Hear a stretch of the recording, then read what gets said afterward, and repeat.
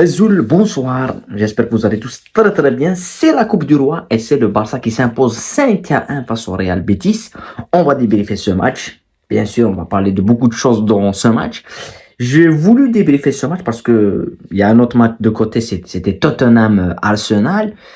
Euh, mais ce que m'a procuré ce Barça, c'est quand même, on a retrouvé le Barça qu'on a eu en première début de saison, au début de saison. Dans les matchs face à Valladolid, j'ai débriefé un match, je me rappelle, c'était Barcelone à Girone, ils mettent 4 buts à Girone avec un football exceptionnel.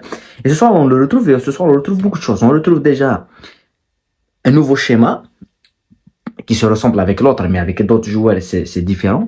Et on retrouve Yamal. Je vais parler de tout ça dans ce débrief. Et bien sûr, demain, il y a la suite de la Coupe du Roi, avec l'autre grand match, c'est le Real Madrid qui affronte le Celta Vigo. Et puis, si le Real Madrid se qualifie demain, on aura un classico en quart de finale de Coupe du Roi. Et c'est exceptionnel. Donc, avant de commencer, n'oubliez pas de liker et de vous abonner au maximum à la chaîne. La première chose que je voulais traiter dans ce débrief, c'est la compo.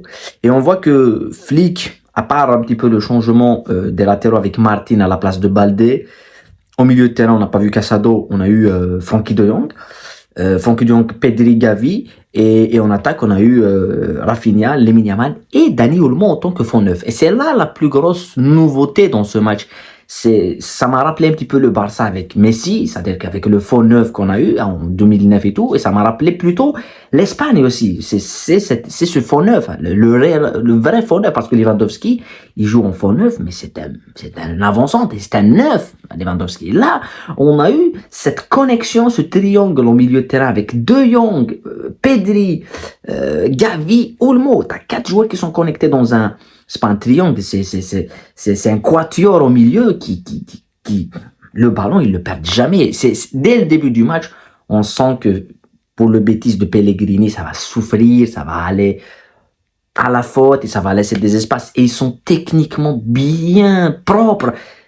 Ce soir, la première chose, et si c'est pour moi, si je peux mettre un top, c'est Gavi et Pedri.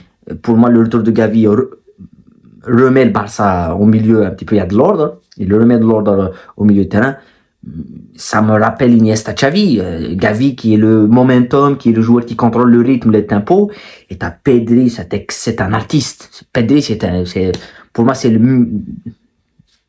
meilleur milieu de terrain du monde, pour moi, en matière de sensibilité technique. Après, il y en a d'autres qui sont meilleurs, qui peuvent être le meilleur performeur, comme Bellingham, comme Rice à Arsenal, comme McAllister à Liverpool, mais Pedri, jeu au pied, balle, passe, retournement, vision, c'est exceptionnel.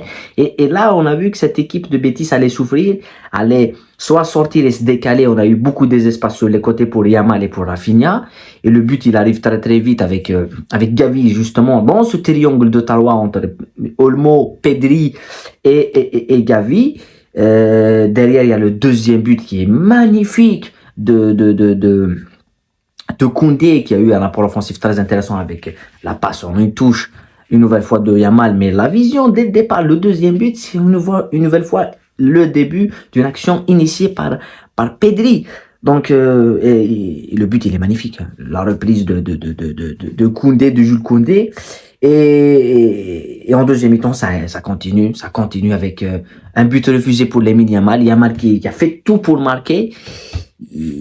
Je vais parler plus tard, mais le troisième but qui est celui de Rafinha, la chevauchée de Yamal, but de Rafinha, puis but de Yamal. Voilà, le quatrième il est pour Yamal et le cinquième il est pour Yamal et le quatrième il est pour Ferran Torres. Donc après il y a le but sur le penalty je me rappelle plus du joueur qui était déjà au Barça. Le Tigre, c'est son surnom. Mais si on peut résumer un petit peu le match, le Barça a géré ce match et je retrouve cette équipe du Barça. Je retrouve le Barça qui m'a impressionné face au Real Madrid, mais c'est pas ça. Je retrouve le Barça du début de saison, qui n'avait pas de doute. Et ça coïncide avec le retour de 2 joueurs. Le retour de Lamine Yamal.